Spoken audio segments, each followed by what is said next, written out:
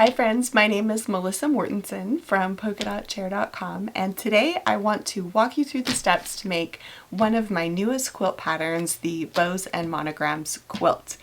The specific quilt that I'm going to walk you through making today is one that we have as a quilt kit in our shop right now. You can pick one up.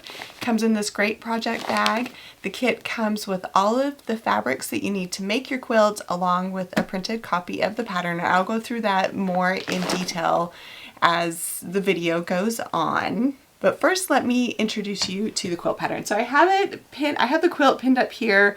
I will drop a photo in to YouTube. Obviously, YouTube goes this way and a lot of quilts go this way and they're square and you just can't fit the whole thing in the frame. So I'll put a picture in it. I'm sure some of you have noticed that bows are all of the rage right now. Everything seems like it has a bow on it, and quilting is no exception to that trend. I designed this quilt pattern about 18 months ago, just as the trend was kind of starting, and I designed it as a gift for my niece who is having a baby girl. So this is the pattern, and this is the actual quilt that I made for her. And I knew she loved bows and all things girly, and so I just started working around with different ideas in my sketchbook and got the idea to put a P on the quilt for her first name. That's her baby girl's first initial, and gifted her the quilt and was going to write up a tutorial for it. And as I started thinking about it, I was like, you know what, there's more that we can do with this quilt pattern. So I spent the better part of 18 months tweaking this pattern and coming up with ideas and options for all different ways to make it incorporating that big bow. So in addition to the letter that you can see here, I also have a version of the quilt pattern that you can use. You can add a pumpkin instead of the letter. So that is what we're going to talk about a little bit today, is this version of the quilt, which is available as a kit. You do get the full pattern with your quilt kit. So if you wanted to make this again in a different version, you've got the pattern. These are the other options for the pattern. You've got a simple baby quilt, you've got a monogram with a border, a Christmas quilt, the pumpkin quilt, and then we have another version that features some Ohio Star blocks at the bottom that allows you to make a rectangular quilt that's more of like a true throw size quilt. That larger one is 56 by 70, so that's a good size rectangle, snuggle up with kind of quilt, long enough to cover your toes idea. So you get the quilt pattern with the kit, and in that you'll get an addendum, and in this addendum we'll show you how to make every letter of the alphabet in patchwork to insert into that portion of the quilt. I'm not going to talk a lot about the letters today just because I want to focus on the quilt kit. If you bought the kit, I'm going to walk you through the steps of constructing this quilt. We're not going to make like every little step of the quilt in the video, but I'm going to walk you through what's in the kit, walk you through what parts of the quilt kit work for what parts of the pattern, and then since there's so many versions of the pattern, I want to walk you through the specific steps of the pattern that are for making the pumpkin version of the quilt that comes with your kit. And then I'll show you how to make a half square triangle and how to do a snowball block or clipped corner, which are the two techniques that you'll need as you make the quilt. Some of you guys have asked what the skill level is for this quilt pattern, and it is a confident beginner. This might not be best as your very first quilt you ever make, but it's actually not. It actually wouldn't be terrible for your very first quilt, but if you've made at least one quilt, I feel like you can handle making this quilt. It is just simple patchwork squares sewn together, and we've got some half square triangles to kind of give us the shape of the letters and the pumpkins, and a couple of clip corners to kind of give you that rounded corner on the bow. But I'll walk you through those steps in the video. This video will be in two parts. I'm going to show you the contents of the kit here, and then after that I will move over to my sewing machine. This is my sewing space, and my sewing machine is over there, and I have a camera on my sewing machine and an overhead camera on my cutting table so that you guys can really get a close-up view of the details of constructing this quilt. So let's dive into what comes in the quilt kit. So in addition to the pattern that we talked about, I like to include like a little extra or little something something in all of our quilt kits. We do these every month, and the little extra that is included at no cost to you, the cost of the kit mostly covers the pattern and the fabric, but we've included, just as a little thank you, this little canvas made in 2025 label that you can sew into your binding as kind of a memento for your quilt. That is included. And then we've got all of the fabric included for you. Now, our kits, from now on, we've got them coming in these great project bags. All of the zipper colors are different. We've got an assortment of fun colors, so that will be a little bit of a surprise, but it'll come in a kit. So as you're in a project bag, so as you're working on your kit and cutting out your fabric, you can keep everything together and keep it nice and organized. So I've got one here that I have pulled apart. So the background fabric of this quilt is my Sparkler collection with Riley Blake, and this color is called Vintage White. It is a nice creamy white. When I designed this quilt kit, I just wanted it to feel all cozy and fall and like inspired by pumpkin spice. So we've got the corals and the pinks, nothing too bright, very soft and washed out, and that's why I love this vintage white with it, because it's not too yellow, not too stark white, but just a really nice fall kind of cream for the background. We've got enough for the background fabric of that. We've got a little bit of sparkle in there, a little metallic ink. The rest of the fabrics in the kit were designed by Minky Kim, who is also a fabric designer for Riley Blake Designs like myself. This is the first time I've done a kit with someone else's fabric, and I just thought, let's try it and see if it would be kind of fun, because these colors just look so perfect for fall, so I thought these would be so fun for the kit. So we've got border fabric, that's the floral. And then your bow fabric will be the polka dot and the gingham. We'll explain that in a second. The polka dot and the gingham, and then the gingham is also the binding fabric on the quilt. There is a stem on that pumpkin. So I've got a piece of brown fabric that I have cut for you. You'll still need to cut this again, but I didn't want you to have to look for a scrap of fabric or put like a whole fat quarter in. So I've cut everybody a piece of brown fabric. We've got this burnt orange and this coral that will be your pumpkin. This is also the narrow border of the quilt, and then also included the green for the leaves. We've got a 1/4 yard of each of those. A couple of you guys have asked if you don't want to make the pumpkin, if you prefer to make the version of the quilt with a monogram, which would be like this version of the quilt. Yes, you can do that. There'll be enough fabric. You just will have a couple of fat quarters left over, so you can use those for another project if that's something that you wanted to do. Let's talk about the first thing you want to do when you get your quilt kit in the mail. So the first thing you want to do is unbox the kit and make sure that all of the pieces are there. These are all hand cut and hand packaged by myself and my helpers, and we are human, so we could have left out a piece. Hopefully we didn't, but if we did, send us an email, let us know, we'll get a replacement out to you ASAP. It doesn't happen very often, but it does happen. So double check that you have all of your pieces there. Then the second thing you want to do is iron all your fabrics. Now, some of you guys are probably going to ask, should I pre-wash my fabrics? And that is a very personal decision that I think every quilter has a different opinion on that. Some of you will be mortified when I tell you that I don't pre-wash my fabrics, and some of you probably didn't even know that some people pre-wash fabrics. I personally do not pre-wash my fabrics. I've never had an experience where the fabric showed up and it felt dirty or smelly or anything that I felt like it was a sanitary issue. I know that's different for everybody. And I like that the fabric shrinks after I wash my quilt. So I don't pre-wash. If you do pre-wash, then that's totally up for you. That's great. You'll want to pre-wash your fabrics. And then whether you pre-wash or not, you're going to want to go to your iron and your ironing board and press each of these fabrics so that you don't have any wrinkles or creases. The other thing that I always like to do before I make a quilt is to starch my fabrics.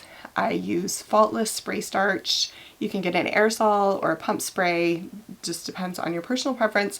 I use the Faultless, the one with the gold on the bottle, and I spray starch all of my fabrics before I cut them. I think it just gives you a lot more accurate results when you cut and as you piece your fabrics together. If you think about it, fabric is kind of flimsy, and so the starch just kind of helps to give it more body and more weight so that it holds it better to handling. So after you have your fabrics pressed and starched or not starched, you are ready to start cutting out your fabrics. If you have never used a rotary cutter and a ruler before to cut fabric, I do have a video that I will link here that I walk you through my process for using a rotary cutter and a ruler for cutting quilt fabric. You don't want to cut quilt fabrics with scissors because you need accurate squares, and the best way to do that is with a ruler and a cutting mat. So I'll link that in there.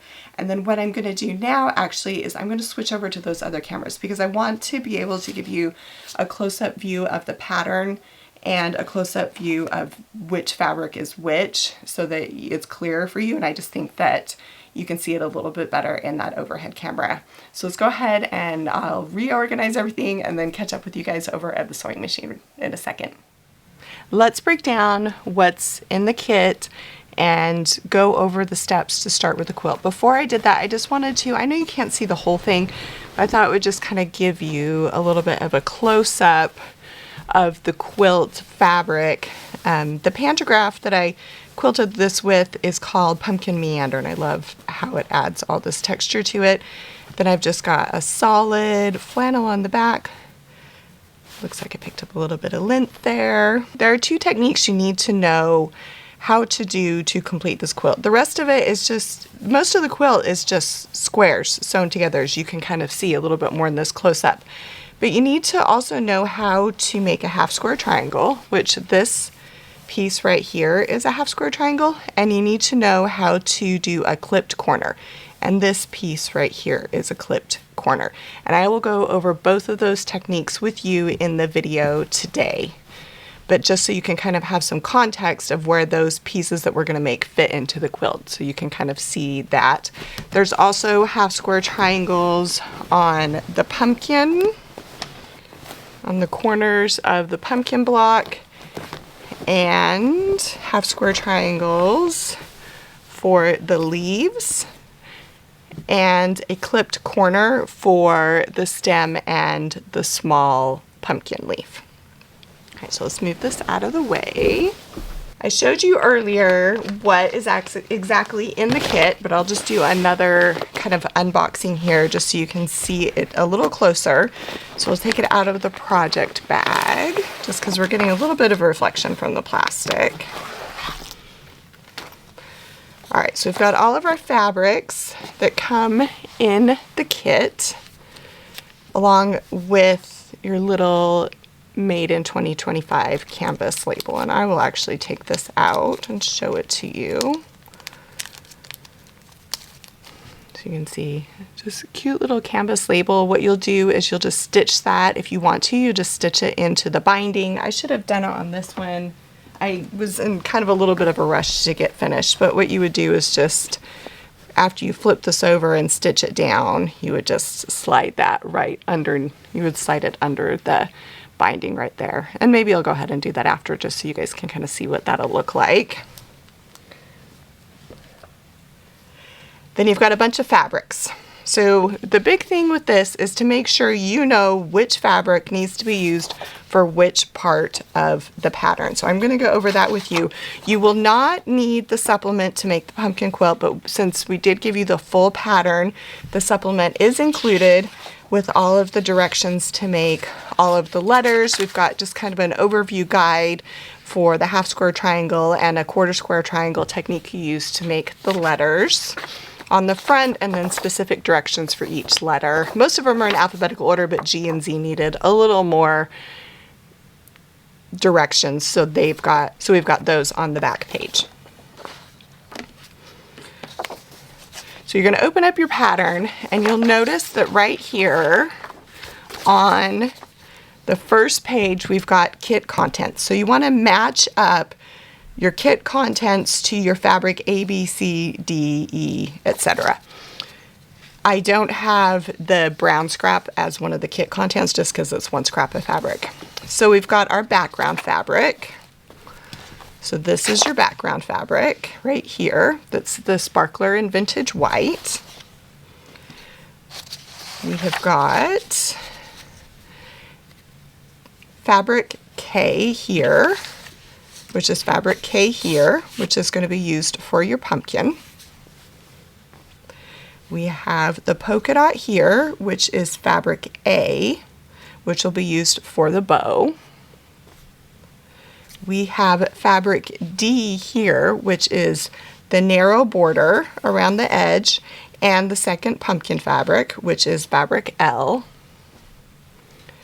Then we have fabric B, which is the gingham, which is used for the darker bow sections and for the binding on the quilt. And then lastly, we have fabric E. Not lastly, actually, there's a couple more. I can see them hiding under there. Then we have fabric E, which will be the wide border of the quilt that's shown here.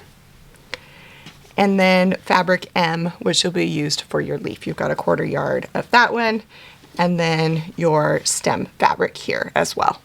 So one thing that I absolutely recommend you doing before you start is to grab a highlighter. You'll notice that this quilt pattern has 5 different options. Option 1 is just to make a baby quilt with a monogram that's 46 by 46. Option 2 is the large throw size. These 3 quilts are all the same size but have different options. So option 2 features the monogram. Option 3 features the Christmas tree, and option 4 features the pumpkin, which is what we're going to be using. So remember, option 4. And then option 5, which is the larger lap size, which is 56 by 70. For all of the versions, the bows and the letters are exactly the same, and the block sizes are the same. We've just added an extra border on this one of the Ohio stars to make it a little longer. So now remember, we're making option 4. So what I recommend you do, come in and read that before you begin. Make sure you get all the tips. You've got your abbreviation, your fabric key, which we went over a little bit, and then your fabric requirements, which you've got. So you won't need to worry about that one because we've outlined that for you. But you need to come here to cutting instructions. And what you're going to do is anywhere that you see option 4, you're going to highlight it because you know that means that you need to complete that section. So here we have options 1, 2, and 5. Here we have option 3. And here we have cutting instructions for option 4. So I am going to just highlight this so that I know I need to do this.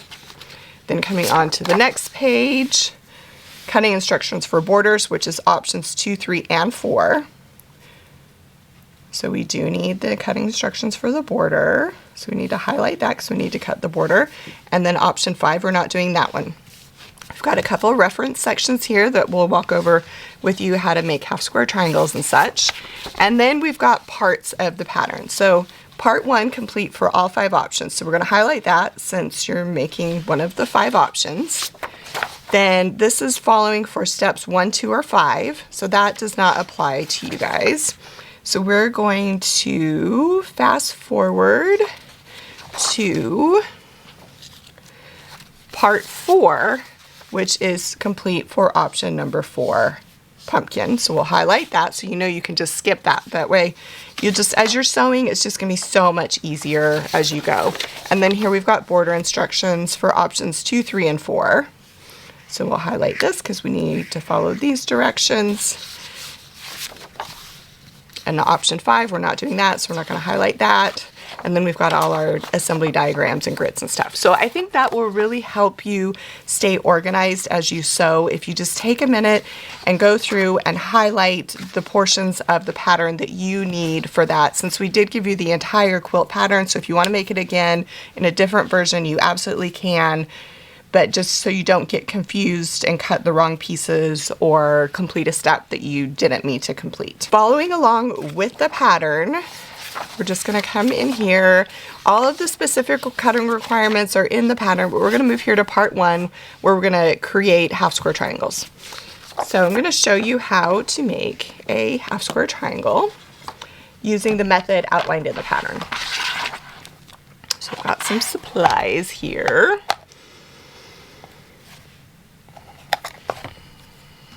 Some extra supplies I don't need, and some supplies are missing that I do need. All right, I've got my supplies a little more organized. I've just got a couple samples that I've pulled onto this board. I'm not going to make the whole quilt.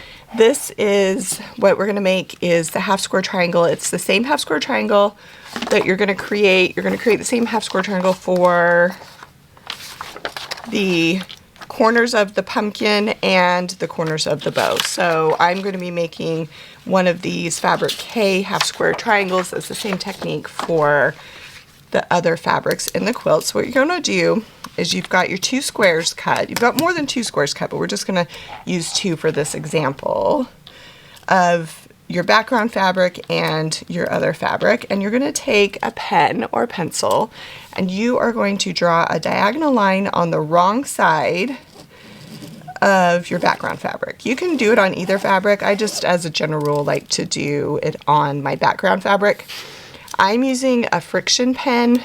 It's erasable with heat. I actually have a whole blog post that I'll link here about all the different kinds of fabric marking tools and why I like them and stuff.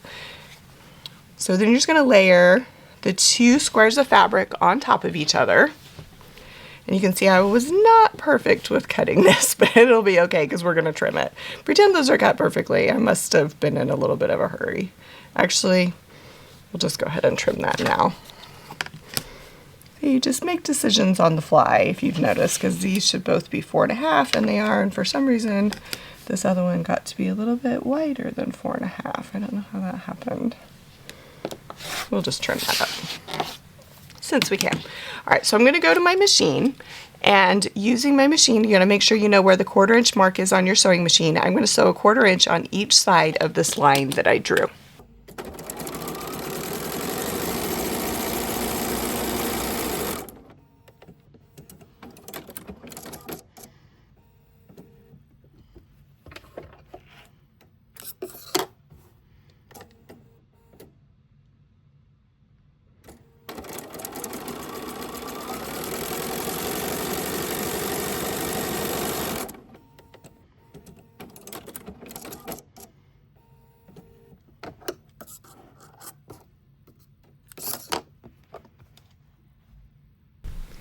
Now that those lines are sewn, you're going to cut along the drawn line. And you will end up with 2 pieces of fabric that look like this. The next thing you need to do is you need to press these pieces.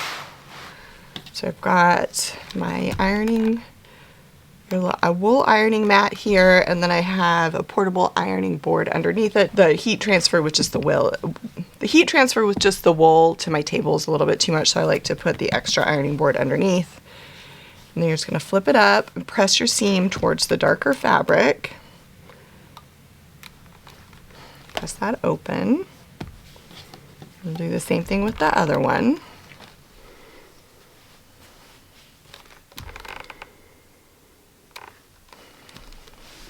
All right, now these are not the right size. You need to trim them, and you need to trim them to 4x4, which is what it says on the pattern. You can use if you don't have a specific quilt ruler for this, you can trim it on the mat, just line everything up. I do have these block lock rulers and rotating cutting mat that I like to use. So the block lock ruler is 4.5 by 4.5, and it has this groove in it that you put over the top of the seam and it locks it in, and it just makes such a big difference with accuracy. So I'm going to come in here and I'm going to line this up on the 4s and just trim it. So I've trimmed those 2 sides. Now I just slide it down, trim the other 2 sides. Do the same thing with the other piece.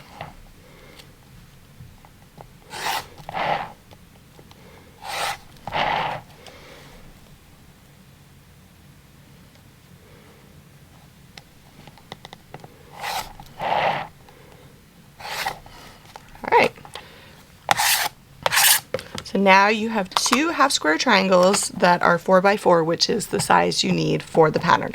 So you're going to do this technique multiple times with multiple pieces of fabric. Just follow the pattern where it says with which pieces to use when and stuff. So just follow that. It's very specifically lined out. It tells you how many to make, how many pieces to start with, and which fabric A, B, C, D, E, etc. to use. So we've got that. So the longest time you'll take with this pattern mostly is going to be trimming those half square triangles, I think, which is not too bad because there's not a ton of them. All right, the next thing you want to do, the next technique we're going to cover is this technique for how to piece fabrics with stitch and flip method. Sometimes it's called a snowball method, sometimes it's called clipping a corner. I probably refer to it as all three methods. But what you're gonna do is whenever you use this method, you're usually starting with a square and a rectangle, and the square is smaller than the rectangle. We're gonna begin again the same way we did before by drawing a line on the wrong side of your square piece. So it just happens to be the background fabric this time, but the square is not always background fabric, just depends on the pattern. And then we're gonna layer this square on top of this rectangle, and you're gonna wanna make sure, depending which part of the pattern it is, making sure that your seam is going the right direction, because there's all different ways you can put this seam. So you need to make sure the seam is going the direction that is noted on the pattern, in the location on the pattern. And also there's a couple of these pieces you're going to make that are mirror images of each other. So just use that diagram on the pattern as you go to keep track of that. So we're going to line that up so that the two pieces are on top of each other, and then we're going to sew. And we're going to sew this time, we're going to do something a little different. Instead of sewing a 1/4 inch on the side of the line, we're actually going to sew on the line that we drew this time.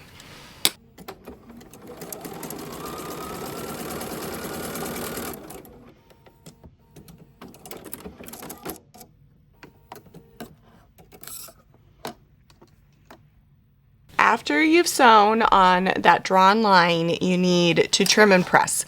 You can trim and then press, but I always like to press first. I just think it's a little more accurate. So we'll give that a press, and then we'll flip this background fabric up. And at this point, we'll see how straight our line was. So there's a little trick that we're going to use just to keep all the pieces straight. So when you do the stitch and flip method, your piece should end up the same size as what you started. So this is 2 1/4 by 4, it should end 2 1/4 by 4. And so we're gonna flip it over, and you can see that I was off a little bit when I was stitching that piece down. So what I'm gonna do, you can redo it. This one's borderline where it should have been redone, but I think it's okay, is we're just gonna trim this on the back, because we know this is what size we're supposed to end up with. We're just on the back of this, we're just gonna trim this. Make sure that we are the correct size, and then once everything looks good, we'll fold this open and then trim a 1/4 inch on the outside of the sewn line. And then we've got our piece here. I usually give it one more final press, and there you have your stitch and flipped corner that you're going to use for the pattern. So if you know how to do the stitch and flip corner and how to make a half square triangle, you can absolutely make this quilt pattern. Those are the only two techniques that you really need to know. The rest of it is all just knowing what fabric to put where and sewing squares of fabric to each other. If you have any questions as you're sewing this quilt, just leave them here on the YouTube or drop me an email. I'm happy to answer if you get stuck or anything like that or have any questions. And if you make your quilt, I would love to see a photo of it. We have a feature in our shop where you can upload a photo of your finished project if you want, so that I get to see it, and then other people can appreciate your handiwork and creativity too. If you enjoyed this video, I would love for you to subscribe, like, share it with a friend who you think might enjoy this. And thank you guys so much for watching.